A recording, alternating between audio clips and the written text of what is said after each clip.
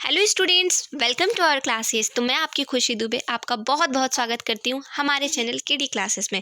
तो जैसा कि अभी तक हमारा जो लेक्चर चल रहा था सेमेस्टर 3 सेशन 22 से 26 का वीबीयू और वीबीएमक्यू दोनों के लिए माइनर 1B फिजिक्स, तो उसका हम लोग लेक्चर को कंटिन्यू करते हैं। ये हमारा लेक्चर नंबर 10 होगा। इसमें हम लोग बात करेंगे capacitance of a spherical capacitor.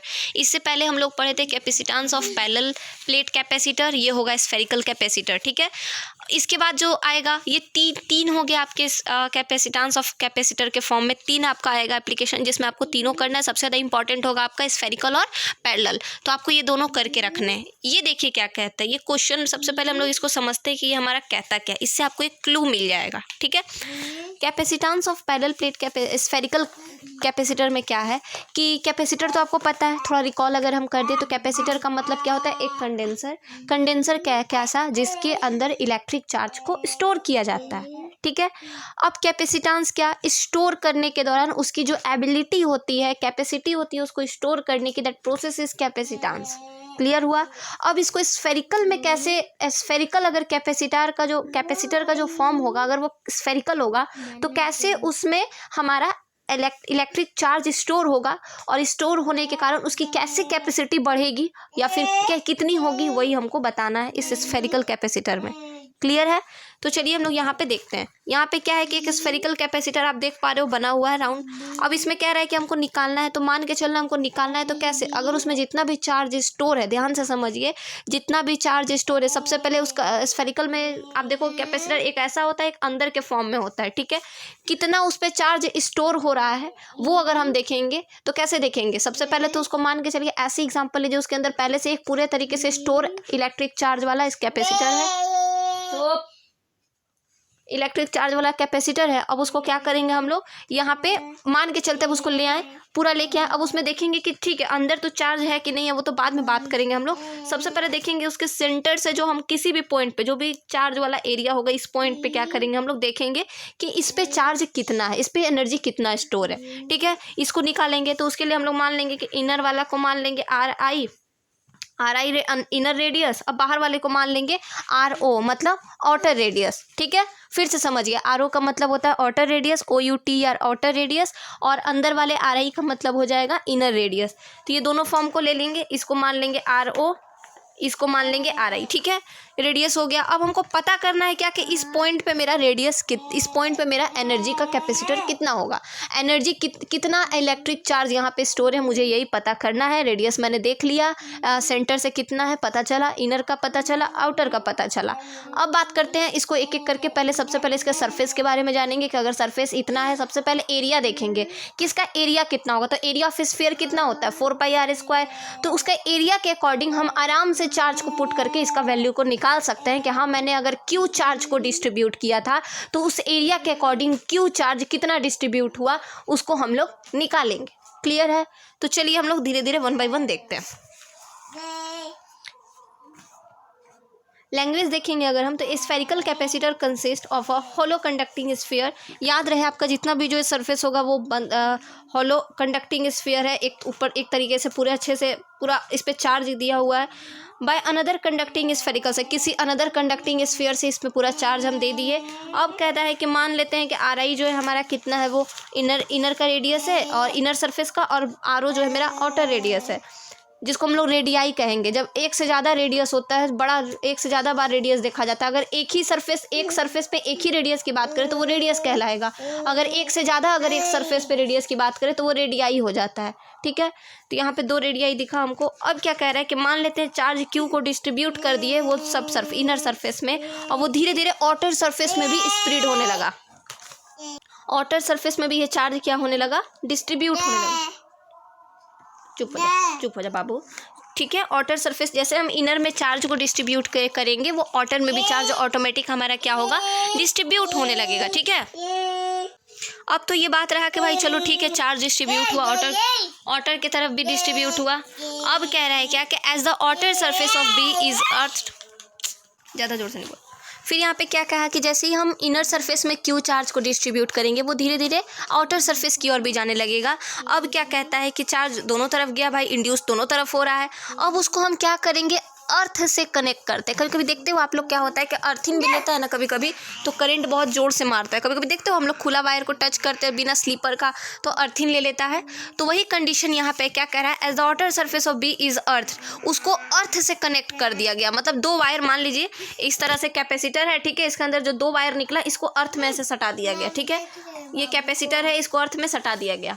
अब कह रहा है कि अर्थ में तो सटाया था, induced Q flows to the earth, flows to earth मतलब क्या कह रहा है, एक बात याद रखिए, अगर आप पॉजिटिव चार्ज हो तो आपको अर्थ के थ्रू नेगेटिव मिलेगा, अगर आप नेगेटिव चार्ज हो तो अर्थ के थ्रू आपको पॉजिटिव मिलेगा। क्यों? अर्थ से तो दोनों चार्ज मिलता है, लेकिन हमारे अंदर जो कैपेसिटी ज़्यादा रहती है, अर्थ से हम लोग को उसी के जस्ट अपोजिट चार्ज मिल जाता है। समझ में आया? वही चीज़ यहाँ पे होगा। क्लियर? तो यहाँ पे भी वही चीज़ निकला। अब क्या है कि भाई अब हम पोटेंशियल देखेंगे, क्या पोटेंशियल कितना हो रहा है दोनों स्फीयर के बीच में, वोल्ट दे रहे हैं तो पोटेंशियल मेरा V इक्वल टू आउटर से इनर में निकालेंगे। पहले इनर से आउटर इसलिए नहीं करेंगे क्योंकि अंदर तो डाले ही, तो बाहर में से ना अंदर माइनस करेंगे, तब ना मेरा कैपेसिटर पता चल जाएगा, कैपेसिटेंस पता चल जाएगा कि कितना चार्ज डिस्ट्रीब्यूट हुआ है। अगर हमको किसी चीज़ का दाम पता करना है तो ज़्यादा से कम माइनस करेंगे, तब हमको ऑटोमेटिक हमारा वैल्यू निकल जाएगा। वही चीज़ है यहाँ पे। अब उसी तरीके से इसका यहाँ पे निकालेंगे। हम कह रहे हैं कि अगर इनर सरफेस की बात करें तो याद है हम लोग पढ़े थे गॉस थ्योरम में कि इनर सरफेस में इलेक्ट्रिक फील्ड इंटेंसिटी अंडर वाले सरफेस में, स्फेरिकल के केस में इनर सरफेस में क्या होता है, 0 होता है इलेक्ट्रिक फील्ड इंटेंसिटी। तो वही चीज़ का यहाँ पे हम लोग यूज़ किए। और यहाँ पे क्या है कि जब और कब होता है, जब हमारा इनर रेडियस क्या होता है और रेडियस से बड़ा होता है, इनर रेडियस क्या होता है वो बड़ा होगा, तो उस केस में इलेक्ट्रिक फील्ड इंटेंसिटी हमारा 0 होता है। क्लियर? और फिर जब हमारा आर बड़ा होगा आउटर रेडियस से, उस कंडीशन में भी हमारा इलेक्ट्रिक फील्ड इंटेंसिटी 0 होगा। ध्यान से समझिए, ये दोनों केस हम कहाँ से ला दिए, ये दोनों केस ला दिए हम गॉस थ्योरम का जो एप्लीकेशन नंबर 3 था उससे हम ला दिए। कि उस केस में स्फेरिकल के लिए हम लोग बात कर रहे थे, सिर्फ स्फेरिकल सेल की बात कर रहे हैं, सॉलिड स्फीयर की नहीं, नॉर्मल स्फीयर सेल की हम बात कर रहे हैं। उसमें हम लोग क्या देखे थे कि जब अंदर चार्ज अंदर हम लोग देखेंगे स्फीयर का, क्योंकि यहाँ पे भी तो स्फीयर ही कैपेसिटर है, तो स्फीयर अंदर वाले में चार्ज हमारा नहीं, इलेक्ट्रिक फील्ड इंटेंसिटी हमारा नहीं हुआ करता था। ठीक है, तो उसका या वही चीज़ यहाँ पे। अब उसी तरीके से यहाँ पे इंटेंसिटी जब हम सिर्फ आर के लिए, डिस्टेंस आर के लिए निकालेंगे तो मेरा ये फॉर्म में निकलेगा। अब उसका रेडियस देखेंगे आर के अकॉर्डिंग, ई और आर के बीच में, तो हमारा ई डी और कॉस थीटा, इसको ये जो आप देख रहे हो ई डॉट डी आर को, इसको हम लोग वेक्टर के फॉर्म से तोड़ेंगे तो हमारा ये वैल्यू निकलेगा E D R cos 0 degree. क्यों? क्योंकि वो स्ट्रेट के फॉर्म में जा रहा है, कॉस 0 डिग्री का वैल्यू 1। आगे बढ़ते हैं। अब हम ये पहले इक्वेशन 2 जानते थे, इक्वेशन 3, इन दोनों इक्वेशन को इक्वेशन 1 में पुट कर देंगे तो मेरा ये वैल्यू आएगा। अब हम आगे इस वैल्यू को कैलकुलेट करेंगे तो ये हमारा रिजल्टेंट निकल गया। क्या निकला हमारा? Now capacitance C is given by C equal to Q by V. We know that, हमको पता है कि C equal to Q by V होता है, हमको पता है कि C equal to Q by V होता है। तो यही फॉर्मेट को हम लिख दिए, Q के जगह पे 4 पाई एप्सिलॉन नॉट, और फिर ये जितना भी वैल्यू हमारा V का जो वैल्यू मेरा निकला Q by 4 pi epsilon not R not minus R I by R I minus R I into R not. यही वैल्यू को हम यहाँ पे पुट कर दिए। Q भी नीचे है तो इसको जब पुट करेंगे यहाँ पे तो ये मेरा जो नीचे वाला टर्म है ऊपर हो जाएगा और ऊपर वाला टर्म मेरा क्या हो जाएगा? नीचे हो जाएगा। क्यों? क्योंकि रेसिप्रोकल के फॉर्म में है। अगर V इक्वल टू आर रहता तो अगर हमको यहाँ पे पुट करना है Q बाई V के फॉर्म में तो कैसे पुट करेंगे? Q बाई आर, ऐसे हो जाएगा ना। ठीक वही चीज़ यहाँ पे की है हम। ठीक है, तो ये आपका रिजल्टेंट निकल गया which is the required expression. Clearly C depends only on the radii. यहाँ पे इस एक्सप्रेशन से क्या पता चल रहा है कि जो हमारा C फॉर कैपेसिटेंस जो है हमारा वो किस पे डिपेंड कर रहा है? रेडियाई पे। जैसे जैसे रेडियाई बढ़ता घटता जाएगा उस अकॉर्डिंग हमारा कैपेसिटेंस का जो एनर्जी होगा इलेक्ट्रिक चार्ज स्टोर करने का वो भी बढ़ता घटता जाएगा। ठीक है, तो उम्मीद करते हैं ये वाला आपको समझ में आया होगा। इसके बाद capacitance of isolated spherical shell, ये बहुत एग्जाम में कम आता है लेकिन हम लोग इसमें भी थोड़ा सा बात कर लेते हैं। इसमें क्या है कि आइसोलेटेड मतलब एक नॉर्मल सा सेल है, इसमें भी एक आइसोलेटेड है, गोल टाइप में ही है स्फेरिकल सेल। लेकिन हाँ, इसमें क्या है कि इसमें पता करना है कि सिर्फ मेरा अंदर वाले सरफेस में चार्ज कितना होगा, हमको वो देखना है। ठीक वही चीज़ यहाँ पे भी की है, कोई अलग कुछ नहीं कर रहे हैं। एक आइसोलेटेड कंडक्टर ले लिए जिसमें इलेक्ट्रिक करंट फ्लो कर रहा है, उसमें इन्फिनाइट रेडियस है, उसमें इन्फिनाइट रेडियस हो सकता है क्योंकि मैंने ये नहीं बात किया कि स्फेरिकल है कि कैसा है।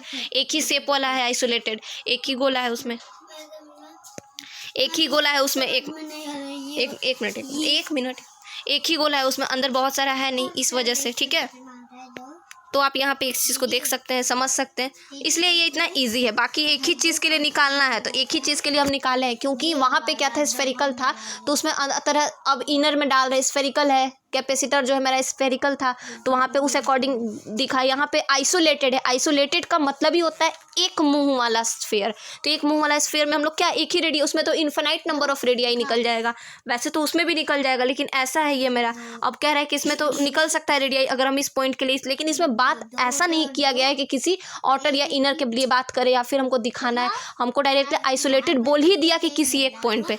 तो ऑब्वियस सा बात है किसी भी एक पॉइंट पे निश्चित नहीं हो सकता है, ये बोल दिया आइसोलेटेड है, तो आइसोलेटेड में किसी एक पॉइंट पे यहाँ पे निश्चित चार्ज फिजिक्स के अकॉर्डिंग नहीं हो सकता है, तो वही चीज़ यहाँ पे किया है। ठीक है, तो और एक और भी कुछ तरह से हम इसको समझ सकते हैं कि आइसोलेटेड जो होता है क्या होता है। आइसोलेटेड स्फीयर में सिंपल सा बात है, चार्ज कहीं भी रुक नहीं सकेगा, वो ऑलरेडी मूविंग पोजीशन में रहेगा। ठीक है, तो हम लोग वहाँ पे एग्जैक्ट नहीं निकाल पाएंगे, इसलिए इन्फिनाइट रेडियस उसका हो सकता है। इस कंडीशन में आप किसी भी एक आर को मान के बना सकते हो, जो आपका वैल्यू क्या निकलेगा, C = 4 pi epsilon not R, ये आपका वैल्यू निकलेगा। सिंपल याद रहे, आपका फॉर्मेट कैपेसिटेंस का यही रहेगा, C = QY भी इसी के फॉर्मेट में आपका पैरेलल प्लेट कैपेसिटर का भी, स्फेरिकल कैपेसिटर का भी, और आपका जो ये थर्ड वाला है आइसोलेटेड स्फीयर का भी, ये तीनों का इसी के ऊपर बन जाएगा। ठीक है, तो चलिए ये कैपेसिटर वाला फॉर्मेट बन गया। और इसके बाद अब कैपेसिटेंस ऑफ सिलेंड्रिकल है, वो वेरी वेरी इंपॉर्टेंट है, उसके बारे में हम लोग नेक्स्ट वीडियो में बात करेंगे।